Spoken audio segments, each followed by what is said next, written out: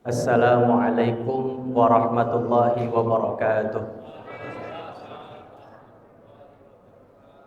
Alhamdulillahirabbil alamin wa bihi nasta'inu ala umuri dunya waddin wassalatu wassalamu ala asyrafil anbiya'i wal mursalin sayyidina wa maulana Muhammadin sallallahu alaihi wasallam wa ala alihi wa ashabihi ajma'in, amma ba'du. Hadratul Mukarramun, para asatid, para hujjaj, wabil khusus imamuna salat tarawih berjamaah Bapak Ustadz Haji Wawan, serta para staf dan jajaran kepengurusan DKM Masjid Jami'ar Rahmah yang dirahmati Allah Subhanahu wa taala, serta para bapak dan ibu jamaah salat Isya dan salat sunnah tarawih yang dirahmati Allah Subhanahu wa taala. Puji syukur kehadirat Allah, alhamdulillah malam hari ini kita masih diberikan kekuatan oleh Allah untuk sama-sama melaksanakan rangkaian kewajiban kita, diantaranya salat sunnah tarawih berjamaah. Harapannya mudah-mudahan puasa kita, salat sunnah tarawih kita diterima oleh Allah Subhanahu wa taala. Salawat serta salam mudah-mudahan Allah senantiasa sampaikan rahmatnya, Allah curahkan kasih sayangnya kepada Nabi yang mulia, Nabi Yuna Muhammad sallallahu alaihi wasallam. Semoga rahmatnya Allah, kasih sayangnya Allah juga tercurah kepada para keluarganya, para sahabatnya, tabi'in tabi'atnya, terkhusus kita selaku umatnya. Mudah-mudahan nanti di yaumil qiyamah kita sama-sama mendapatkan syafaat dan pertolongannya. Amin ya rabbal alamin. Ibu bapak hadirin jamaah salat sunnah tarawih yang dirahmati Allah Subhanahu wa taala, malam hari ini bertepatan dengan malam ke-17 bulan Ramadan, di mana kita mengenalnya adalah malam peringatan nuzulul Quran. Sekalipun di dalamnya banyak sekali perbedaan pendapat turunnya Al-Quran. Ada yang mengatakan 17 Ramadan, ada juga yang mengatakan di malam-malam Qadar. Dan itu bisa kita temukan dalam surat Al-Qadar, inna anzalnahu fi lailatul qadar. Maka peringatan nuzul Quran ini setidaknya kita memiliki dua definisi. Yang pertama adalah nuzulun. Nuzul dari kalimat nazala yanzilu nazalan, nuzulan. Masdar ghairu mim, tidak ada huruf mimnya, maka artinya adalah turun. Kalau turun itu artinya dari atas ke bawah, berarti Allah yang memiliki kehendak atas turunnya Al-Quran. Kemudian Quran kalau kita definisikan adalah qara'a yaqra'u Qur'anan, masdar juga dari kalimat qara'a, yaitu membaca. Maka Quran artinya adalah bacaan. Kalau bacaan berarti harus dibaca, enggak cuma jadi pajangan. Nah, kira-kira Quran yang di rumah kita itu sudah dibaca atau belum?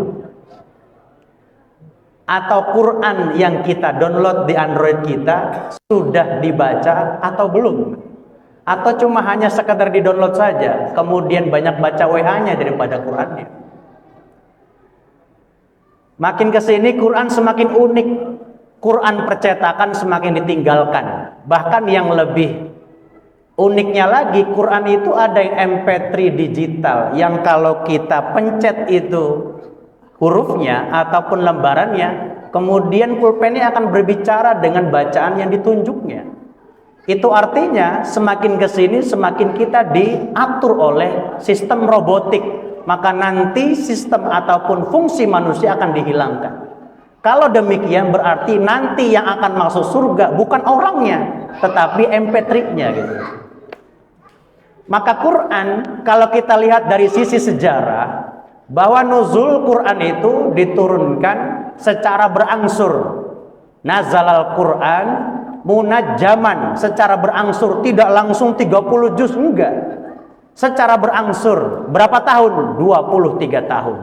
Itu artinya selama Nabi diutus menjadi seorang utusan usia 40 tahun sampai wafatnya 63 tahun, wahyu tidak pernah berhenti. 1, 2 ayat, kadang 4 ayat, kadang 1 makro diturunkan oleh Jibril.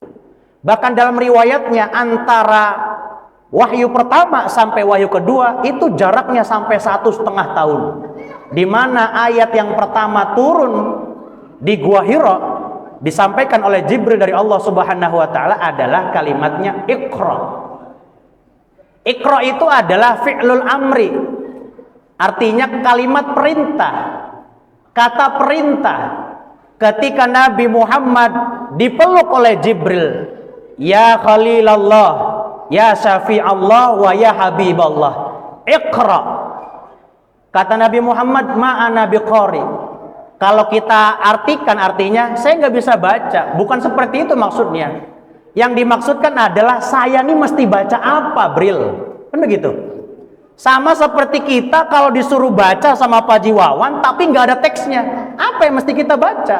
Nah, itu adalah gambaran di mana Nabi Muhammad di dalam Gua Hira dipeluk Jibril suruh baca, dan Nabi Muhammad bingung apa yang mesti dibaca. Maka jawabannya adalah ma'ana biqari. Sampai 3 kali baru Jibril mengatakan Iqra bismi rabbikal ladzi khalaq. Bacalah oleh Muhammad dengan nama Tuhanmu yang telah menciptakan. Dan seterusnya sampai 5 ayat dalam surat Al-Alaq. Maka kalimat Iqra fi'il amar itu kalau diterjemahkan dalam filosofi orang-orang sufi tasawuf, itu maknanya bukan hanya secara baca secara teks, tetapi yang dimaksudkan adalah Muhammad, baca kekuranganmu. Atau pesan moralnya kepada kita, kepada umatnya, baca kekurangan kita, baca kelebihan orang, juga baca kebesaran serta keistimewaan Allah Subhanahu wa Ta'ala. Terkadang kita ini baca pintar dalam lisan kita, membaca serta menilai banyak orang lain, tapi tanpa pernah mau pintar membaca kekurangan diri sendiri. Maka Iqra di sana adalah supaya kita lebih meminimalisir. Untuk apa? Untuk meminggirkan keegoisan kita, untuk senantiasa mengkoreksi dari kekurangan-kekurangan, kekhilafan-kekhilafan, untuk terus kita nilai dan kita baca. Maka ketika membaca kalimat Iqra, jangan keluar, tapi ke dalam. Iqra, baca kekuranganmu. Baca sejauh mana persentase ibadah kepada Tuhanmu. Baca segala macam persentase takabur dan ria di hadapan manusia di sekitarmu. Ini yang menjadi PR buat kita. Kenapa? Karena Quran dari awal penurunannya sampai sekarang hanya didapati bagi orang yang mampu membaca dan mengamalkannya dengan tulus ikhlas lillahi rabbil alamin. Bahwa Quran pernah turun di kota Makkah. Riwayatnya di mana Nabi Muhammad mendapatkan mukjizat terbesar yaitu Al-Quran. Beda dengan nabi-nabi yang lain. Kalau Nabi Musa tongkatnya yang dilempar jadi ular. Itu sebagai respon. Jadi mukjizat yang Allah berikan kepada kekasihnya, kepada nabinya, kepada utusannya adalah sebagai bentuk respon. Nabi Musa dikasih tongkat. Responnya apa? Karena umatnya dulu tukang sihir. Maka dikasih tongkat. Yang kalau dilempar itu tongkat sampai membelah lautan. Yang kalau dilempar itu tongkat menjadi ular yang lebih besar daripada ular-ular tukang sihir. Kemudian Nabi Nuh diberikan mukjizat, bikin perahu di tengah siang bolong, di tengah gurun.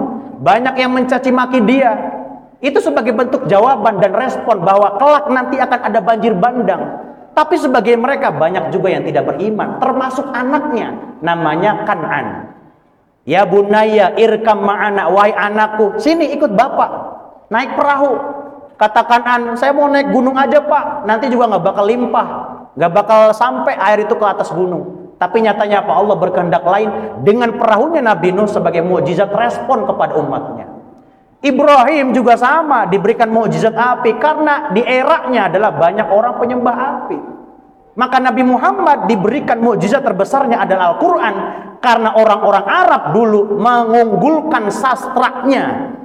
Sampai mereka menganggap bahwa sastra Arab tidak akan mampu ada menandingi sampai nanti akhir zaman. Datang Nabi Muhammad bawa Quran, yang mana Qurannya tidak mampu ditandingi oleh orang-orang Arab.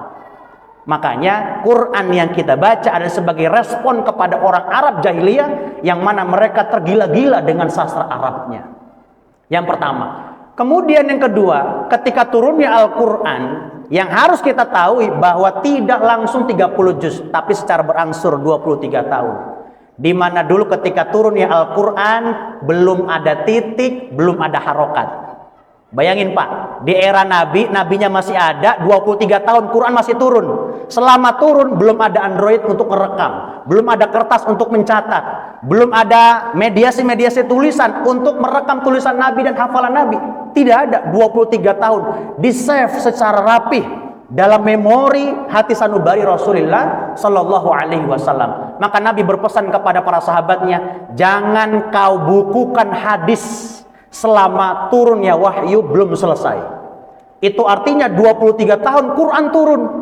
Orang melihat Nabi, tidurnya, makannya, itu juga dipisahkan selama 23 tahun. Maka setelah Nabi wafat, baru mereka buru-buru nulis Quran, nulis hadis, mana yang hadis, mana yang Quran. Dan dulu belum ada titik, belum ada harokat. Makanya wajar ada ilmu qiraat yang kalau kita baca, sebagian ada yang beda bacaannya. Contohlah kalau kita lihat kori-kori besar internasional, kalau baca yang ada imalahnya, kita rada asing dengernya. Kalau baca wadduha, dia bacanya wadduhe. Walaili idza saja, dia bacanya saje. Ada juga qul a'udzu birabbin nas, dia bacanya qul a'udzu birabbin nis. Kita yang gak pernah dengar asing dan seolah itu salah. Tidak. Bahwa Quran itu kalimatnya qul a'udzu birabbin nas, tapi bacanya sampai 14 orang imam.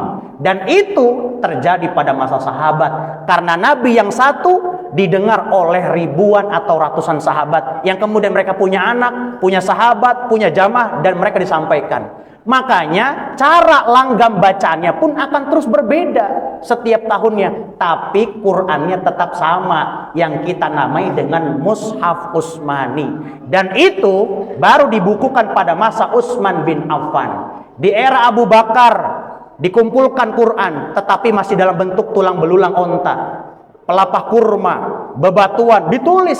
Kata Abu Bakar, silakan di antara kalian yang punya 2 saksi dalam Quran datang kepada saya. Apa 2 saksi itu? Fis sudur, yang kedua fis sutur, hafalan dan juga tulisan. Kamu yang punya hafalan tapi nggak punya tulisan, saya tolak. Maka di era Abu Bakar dikumpulkan 2 saksi, hafalan dan tulisan. Di era Umar sibuk untuk ekspansi wilayah Islam. Maka dilanjutkan di era Utsman bin Affan yang kita kenal dengan namanya Mushaf Utsmani. 1 juznya ada 10 lembar. Dan belum ada titik, belum ada harokat. Maka ini momentum di mana nuzul Quran, sekalipun kita berbeda latar belakang, budaya, bahasa, bahkan mungkin keyakinan di antara kita berbeda, tetangga, kerabat terdekat kita, tidak untuk menyulut kepada permusuhan. Quran kita tetap satu, falsafah bangsa kita tetap satu, Pancasila. Falsafah negara kita tetap satu, Bhinneka Tunggal Ika. Itu artinya kita belajar kepada Al-Quran, bahwa Pancasila, Bhinneka Tunggal Ika, Undang-Undang Dasar, sampai kepada Negara Kesatuan Republik Indonesia, kita juga berlandaskan kepada Al-Quranul Karim. Maka jangan sampai ada orang yang membanding-bandingkan pilih Quran atau Pancasila. Ini adalah pertanyaan yang sesat dan tidak apple to apple. Tidak seimbang antara Quran dengan Pancasila. Kalau ada orang hafal Quran, pilih Quran apa Pancasila? Ya orang pasti pilih Quran. Kenapa? Karena jelas syafi'an li ashabi. Tapi Pancasila tidak. Tapi ketika orang memberikan doktrin seperti itu, dia lupa bahwa dia bisa ngafal Quran adanya di tanah air Indonesia. Dia bisa ngapal enak di puncak, itu juga tanah air Indonesia. Dia bisa ngapal tenang 30 juz, itu juga di Indonesia. Mereka lupa akan tanah airnya, kemudian mereka juga menistakan kepada Pancasilanya, falsafah dalam bernegaranya. Maka kalau ingin memberikan pertanyaan, yang harus seimbang. Jangan sampai Quran dengan Pancasila, ya Pancasila dengan UUD gitu loh. Jangan dengan yang lain.